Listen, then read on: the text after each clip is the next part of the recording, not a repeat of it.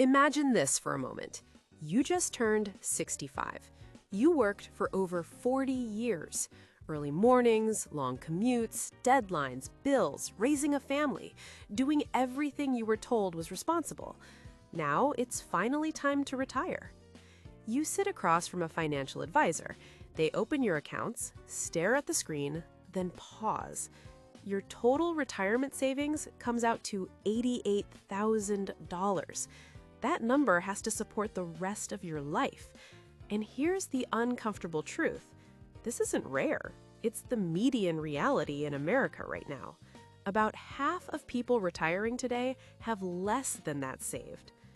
Most retirees lean heavily on Social Security, which pays about $1,900 a month on average. Add small withdrawals from savings, and many retirees are living on roughly $2,200 a month total. That has to cover housing, food, healthcare, transportation, everything. One medical bill, one home repair, one unexpected expense, and the margin disappears. This isn't poverty on paper, but it's financial anxiety in real life. So why do the numbers look so bad? Because the word average is misleading. A small group of wealthy households pulls the average way up. The median, the number right in the middle, shows what most people actually have. And here's the scary part. Today's retirees often had advantages many people don't anymore. Pensions were more common, housing was cheaper relative to income, student debt was lower, careers were more stable.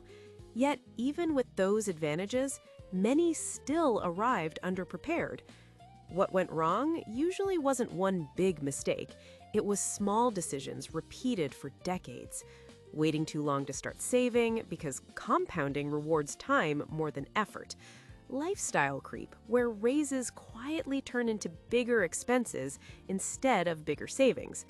Cashing out retirement accounts early, where a small withdrawal in your 20s can erase hundreds of thousands of dollars later. Assuming you'll catch up someday, only to find that someday arrives when expenses are highest. And investing too conservatively for too long, letting inflation do the damage slowly and silently. None of these feel disastrous in the moment. Together, they create the $88,000 outcome. People who retire comfortably tend to follow a few simple patterns. They automate saving early, they invest a consistent percentage of their income, they stay invested during market drops, they enter retirement with little debt, they plan for healthcare before it becomes urgent. Notice what's missing? This isn't about huge salaries, it's about consistent behavior over time. Here's the perspective shift most people miss. The difference between a stressful retirement and a comfortable one often comes down to about $15 a day invested over a career. Not luxury sacrifices, just small daily choices repeated thousands of times. The lunch you buy instead of pack, the upgrade you didn't need, the savings increase you postponed. Each choice feels small. Compounded over 30 or 40 years, they decide your future lifestyle. If you feel behind, read this carefully. Starting today still changes outcomes. In your 20s or 30s, time does most of the work. In your 40s, higher income becomes your advantage. In your 50s, consistency and even delaying retirement can dramatically improve stability. The biggest mistake isn't starting late. It's assuming it's too late. The median retiree didn't plan to end up with $88,000. They followed default behavior. Comfortable retirees didn't rely on luck. They made slightly different decisions repeatedly, and those differences compounded into freedom. So here's the real question.